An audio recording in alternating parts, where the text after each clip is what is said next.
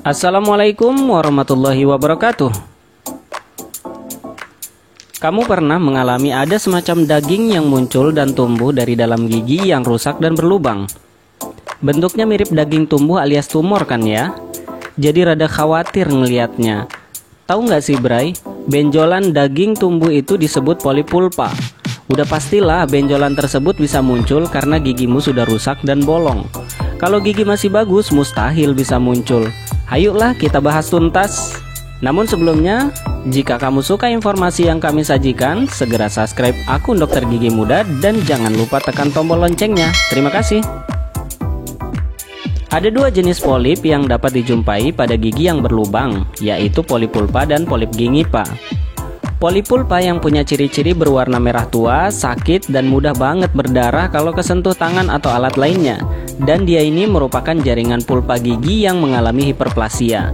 Polip seperti ini biasanya lazim ditemukan pada lubang gigi yang besar atau karies yang telah mencapai lapisan pulpa yang terjadi pada gigi tetap muda yang perkembangan akarnya belum sempurna.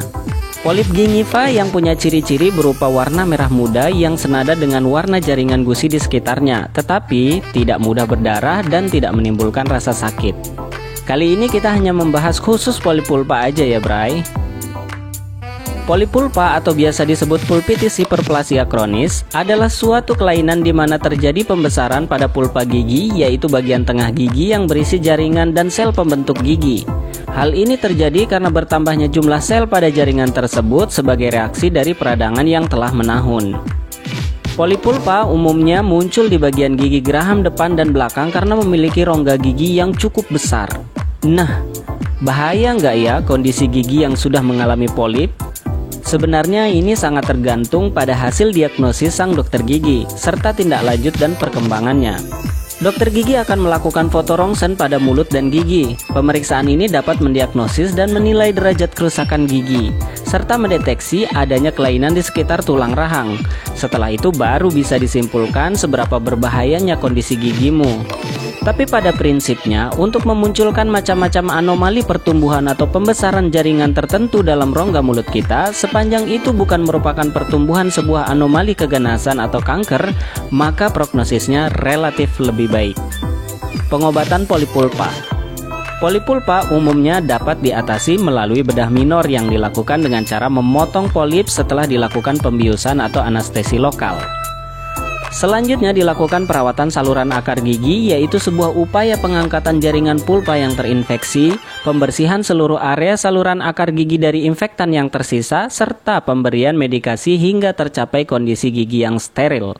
Untuk selanjutnya dilakukan pengisian saluran akar dengan material pengisi khusus yang juga steril. Perawatan restorasi akhirnya adalah dengan penambalan, atau jika tidak memungkinkan ditambal bisa dilakukan pemasangan mahkota gigi tiruan. Dengan cara ini, kita tetap pertahanin giginya dalam rongga mulut supaya masih dapat difungsikan semaksimal mungkin dan selama mungkin. Nah, kalau gigi yang nggak memungkinkan lagi untuk dilakukan pemotongan polip dan perawatan saluran akar, pilihan perawatan selain itu adalah dicabut. Ya, ku ikhlaskan kepergianmu Hayati, innalillahi wa inna ilaihi rajiun. Setelah melewati penanganan itu semua, hal yang mesti pasien lakukan adalah pemeriksaan gigi rutin. Tujuan pemeriksaan gigi rutin adalah untuk memantau kesuksesan pengobatan polip serta menghindari tanggalnya gigi secara prematur. Tetapi apabila dilakukan pencabutan gigi, langkah selanjutnya diberikan gigi palsu agar pasien bisa tetap mengunyah makanan dengan baik dan tidak terjadi efek lain pasca pencabutan.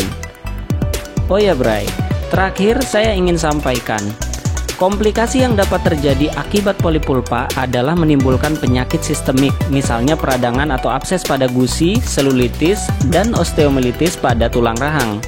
Demikian Bray, sampai jumpa di video dokter gigi muda lainnya. Kamu boleh bertanya apapun terkait gigi dan mulut di kolom komentar dan request pembahasan yang kamu butuhkan.